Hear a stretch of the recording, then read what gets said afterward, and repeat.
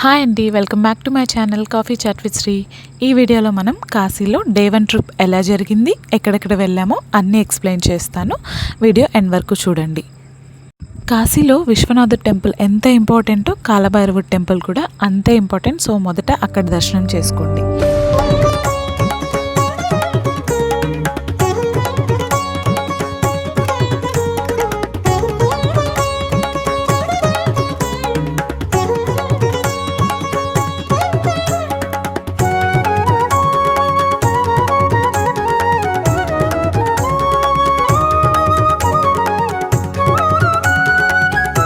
మా ట్రిప్లో భాగంగా ఈరోజు కాశీకి స్టార్ట్ అయ్యాము.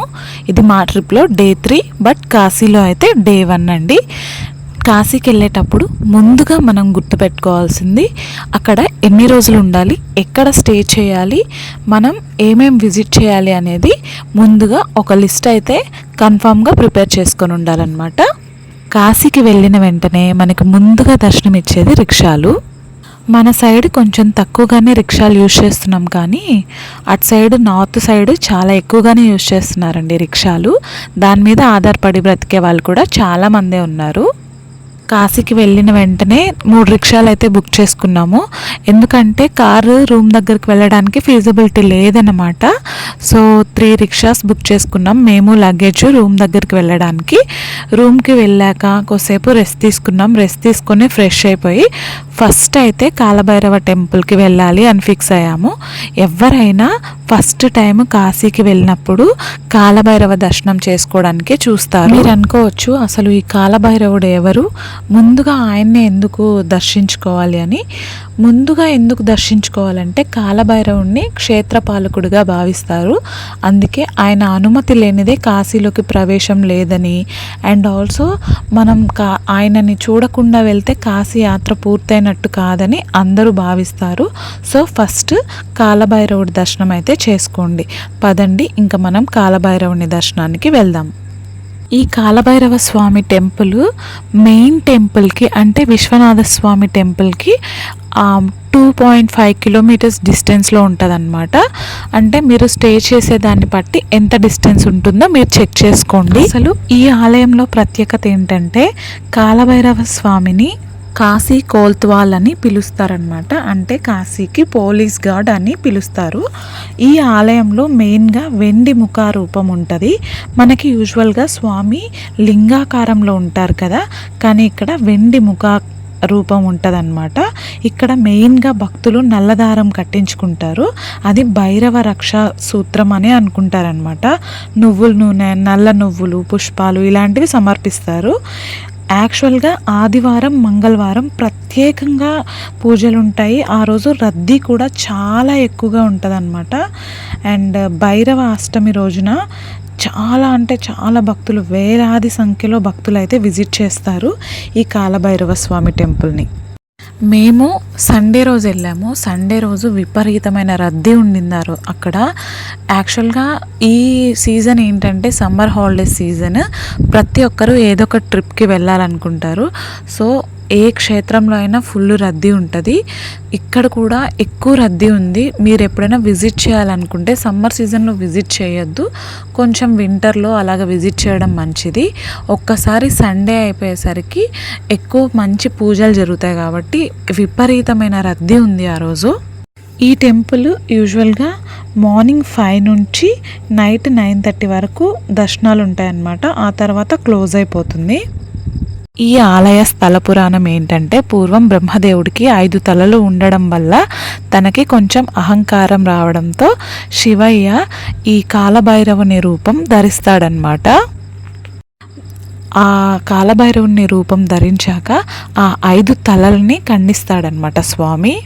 ఖండించిన తర్వాత స్వామికి బ్రహ్మహత్య పాతకం అనేది చుట్టుకుంటుంది. దాని తర్వాత స్వామి కాశీకి రావడం, కాశీకి వచ్చాక ఆ బ్రహ్మహత్య పాతకం పోతుందంట. తర్వాత స్వామి ఇక్కడే స్థిరపడతాడు అనేసి అక్కడుండే భక్తులందరూ నమ్ముతారు.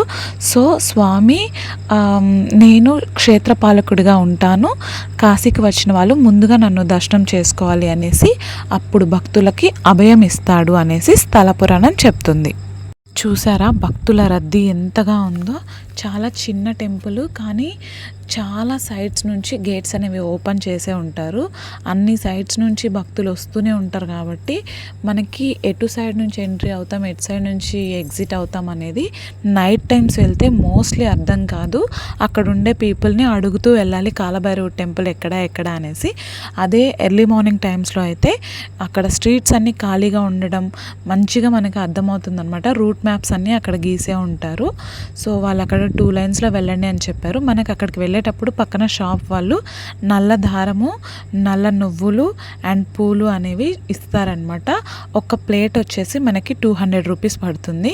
ఇక్కడ చుట్టుపక్కలే ఎక్కువ కాశీ దారాలు అమ్ముతారు. ఈ దారాన్ని సూత్రంగా మనం కాలభైరవుని టెంపుల్లో కట్టుకుంటే చాలా మంచిది.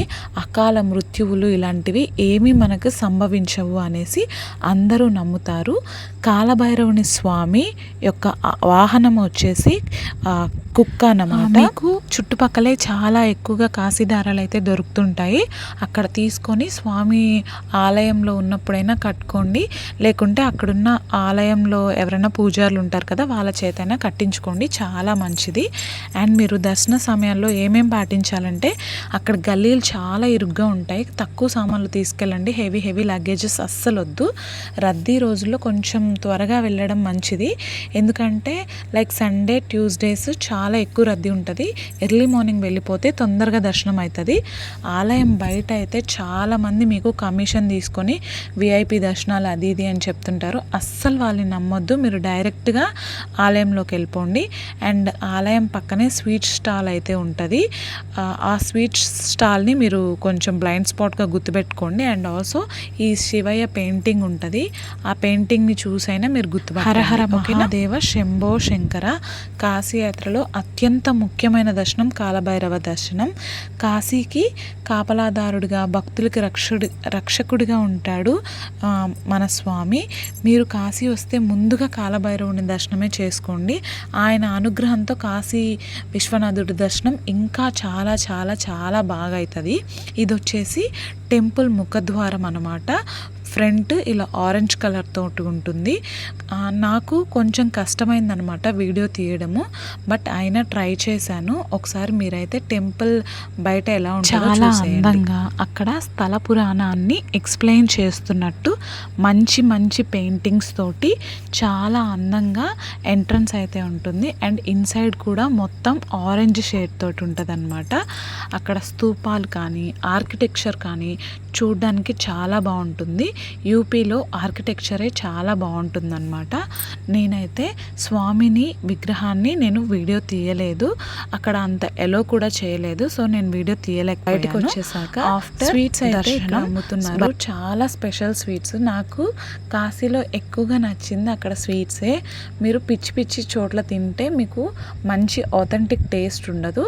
ఒక మంచి ప్లేస్ సెలెక్ట్ చేసుకొని అక్కడ ఉన్నన్ని రోజులు స్వీట్స్ని అయితే ఎంజాయ్ చేయండి. చాలా బాగుంటాయి అన్నమాట. అంత ఫుల్ రద్దీలో వెళ్ళేసి వచ్చేసరికి బాగా అలసిపోయాము. ఏదో ఒకటి తినాలి అని అనుకున్నాము. అక్కడ మాకు స్పెషల్గా కనిపించింది ఏంటంటే స్వీట్స్. మలై కానీ, మలైతో చేసే స్వీట్స్ కానీ, అండ్ పాల్కోవా టైప్ కానీ, గులాబ్ జామున్ అండ్ జాంగ్రీ, జిలేబీ ఇటువంటివి చాలా స్పెషల్గా చేస్తూ ఉంటారు కాశీలో. అండ్ కాశీ పాన్ కూడా చాలా బాగుంటుంది అనమాట. కాశీకి మీరు కానీ వెళ్ళినట్లయితే ఒకసారి స్వీట్స్ అనేవి ట్రై చేయండి. చాలా చాలా చాలా బాగుంటాయి. ఇదండి మా complete day 1 trip. So day 2 ట్రిప్లో మిగతావన్నీ మనం మాట్లాడుకుందాము. ఏమేం ప్లేసెస్ ఎక్స్ప్లోర్ చేసాము, మనం ఇంకా అక్కడ చేయాల్సిన పనులు ఏమున్నాయి, ఇంకా మంచి టెంపుల్స్ ఏమున్నాయి అనేది మిగతా కమింగ్ వ్లాగ్స్లో మనం మాట్లాడుకుందాము. Thank you for watching till the end. If you are liking my content please subscribe to my channel. చాలామంది సబ్స్క్రైబ్ చేసుకోకుండా చూస్తున్నారు. డే 2 డే 3 ఎలా గడిచిందో కూడా నెక్స్ట్ కమింగ్ వ్లాగ్స్లో నేను చెప్తాను. ఖచ్చితంగా మీకు నచ్చినట్టయితే please subscribe to my channel. Thank you for watching till the end. Bye bye.